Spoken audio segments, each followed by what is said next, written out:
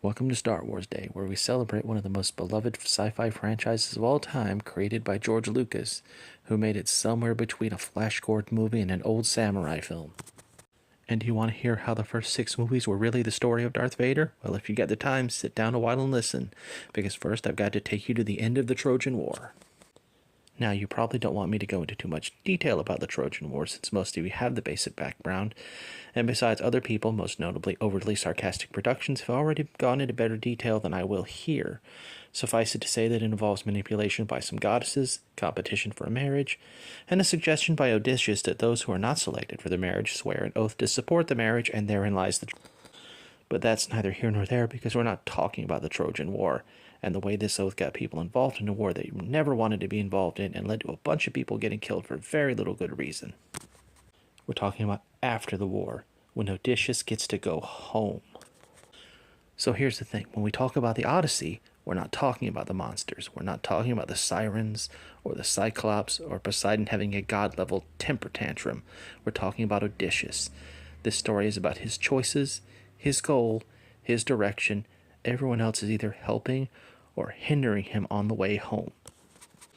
Now, let's look at Star Wars. Let's start with A New Hope. Who is everybody reacting to? Who is the center of gravity? Darth Vader. He's not the main character in the usual sense, but he's the one everyone is scrambling to stop. The Death Star, his weapon.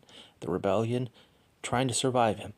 Obi-Wan, confronting a mistake named Vader. Luke, facing a legacy he doesn't understand yet. And then we go back. Prequels time. And now we really get the Vader story.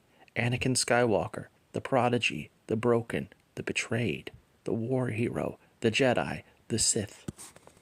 If you watch the movies in numerical order from The Phantom Menace to The Return of the Jedi, you don't get the story of Luke Skywalker. You get the saga of Darth Vader, the rise, the fall, the redemption. Myth isn't always about the hero winning. Sometimes it's about the monster that used to be one. Looked at from this point of view, the first 6 Star Wars movies become about the tragic hero called Anakin Skywalker and how his flaws led to his downfall.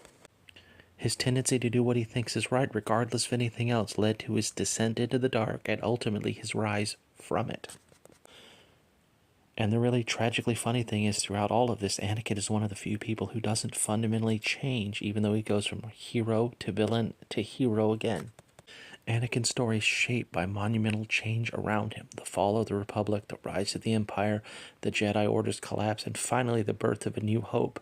But he himself, at his core, is consistently the same. A man who acts on feeling, who believes he knows what's right, and who is willing to defy authority to do it. Whether it's leaving Tatooine, disobeying the Jedi Council, pledging himself to Palpatine to save Padme, or finally turning on Palpatine to save Luke, it's always the same motivation driving him. His tragedy isn't that he becomes something else, it's that he remains who he is even when it damns him. And that's what makes the story his, not Luke's, not Obi-Wan's, not the Rebellion's. It's Anakin's myth, from prophecy to pyre. And that's what makes the movies after 6 ring false to so many people. We are used to this being the story of Anakin Skywalker, and then they bring in bit players like Luke and Emperor Palpatine when we instinctively know that's not who this is supposed to be about. For 6 films, we are told a grand tragic saga about Anakin Skywalker, his rise, fall, and redemption. The myth ended with Return of the Jedi. It was a closed loop. It had symmetry, weight, catharsis. And sure, I could sit here and rattle off everything wrong with the sequel trilogy, but that's not the point of this video. I'm not here to grumble, I'm here to talk about myth. Because the first 6 films were a myth, one with a beginning, a middle, and an end. The rise, fall, and redemption of Anakin Skywalker. The sequels, they could have been something new. Something about Rey stepping out of the shadow of legends to build something better, and how the light finds meaning not just resisting the dark, but in imagining the future. But instead, they tried to rekindle a fire using someone else's ashes. And as for bringing back Emperor Palpatine, look, I'm not going to complain. It's fine, but you know who would have been a better villain than Emperor Palpatine? Literally anyone else.